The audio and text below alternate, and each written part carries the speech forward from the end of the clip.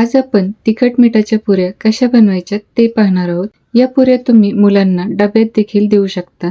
त्यासाठी त्या कशा बनवायच्या ते पाहूया। या तिखट मिठाच्या पुऱ्या करण्यासाठी आपल्याला एक वाटण करून घ्यायचे आहे। यासाठी मी येथे मिक्सरच्या छोट्या भांड्यामध्ये 5 हिरव्या मिरच्या, 7 लसूण पाकळ्या आणि अर्धा टीस्पून जिरे टाकून घेतले आहे। हे वाटण आपल्याला पाणी न टाकता ओबडधोबड वाटून घ्यायचे आहे। अशा प्रकारे मी हे वाटण पाणी न टाकता ओबडधोबड वाटून घेतले आहे। या तिखट मिठाच्या पुऱ्यांमध्ये आपण मेथीचा देखील वापर करणार आहोत। यासाठी मी येथे 2 मुठी मेथीची पाने धुवून निथळून या ताटामध्ये सुकण्यासाठी अशा प्रकारे पसरून ठेवली आहेत। आता ही मेथीची पाने चाकूच्या सहाय्याने बारीक चिरून घेऊ। ही मेथीची पाने धुवून सुकवून घेतल्यामुळे ती हाताला न चिकटता व्यवस्थित बारीक चिरता येतात। अशा प्रकारे सर्व मेथीची पाने मी बारीक चिरून घेतली आहेत। या तिखट मिठाच्या पुऱ्या करण्यासाठी मी येथे 2 कप गव्हाचे पीठ, पाव कप ज्वारीचे पीठ व पाव कप डाळीचे पीठ चाळून घेतले आहे। आता यामध्ये 1 छोटा चमचा हळद, लसूण, मिरची व जिऱ्याचे वाटण व बारीक चिरून घेतलेली मेथीची पाने टाकून घेऊ। यानंतर यामध्ये मी चवीनुसार मीठ टाकून हे सर्व मिश्रण पाणी न टाकता कोरडेच एकत्रित करून घेतले आहे। आता या तडका पॅन मध्ये मी 2 टेबलस्पून तेल कडकडीत गरम करून घेतले आहे। ते पिठावरती टाकून घेऊ।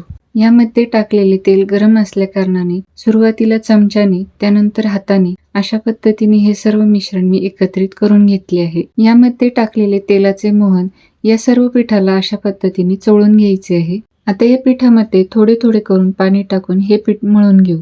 या पिठामध्ये लागेल तसे पाणी टाकून हे पीठ आपल्याला घट्ट मळून घ्यायचे आहे। आता या पिठावरती थोडेसे तेल टाकून हे पीठ पुन्हा मळून घेऊ। आता हे मळून घेतलेले पीठ एका बाउल मध्ये काढून ते 10 मिनिटांसाठी मुरण्यासाठी बाजूला ठेवून देऊ। 10 मिनिटे झाली आहेत। हे पीठ व्यवस्थित मुरले आहे। त्यानंतर हे पीठ मी एका परातीमध्ये घेऊन पुन्हा एकदा व्यवस्थित मळून घेतले आहे। आता या पिठामधील थोडासा पोर्शन हातावरती घेऊन मी त्याचे छोट्या आकाराचे उंडे बनवून घेतले आहेत।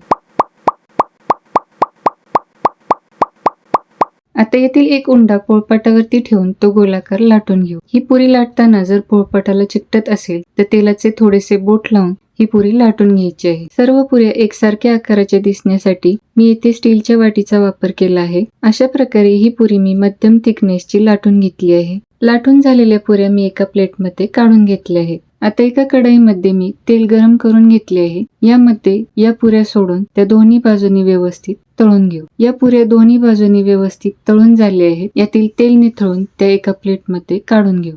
अशा प्रकारे तिखट मिठाच्या पुऱ्या बनवून तयार आहेत। वरील साहित्यात या आकाराच्या 25 पुऱ्या बनवून तयार होतात। या पुऱ्यांबरोबर चटणी किंवा भाजीची गरज नसल्याने त्या तुम्ही सहलीला, प्रवासात व मुलांच्या डब्यात देखील देऊ शकता। या तिखट मिठाच्या पुऱ्या चवीला एकदम मस्त लागतात। एकदा नक्की बनवून पहा। हा व्हिडिओ जर तुम्हाला आवडला असेल तर व्हिडिओला लाईक व चॅनलला सबस्क्राईब नक्की करा।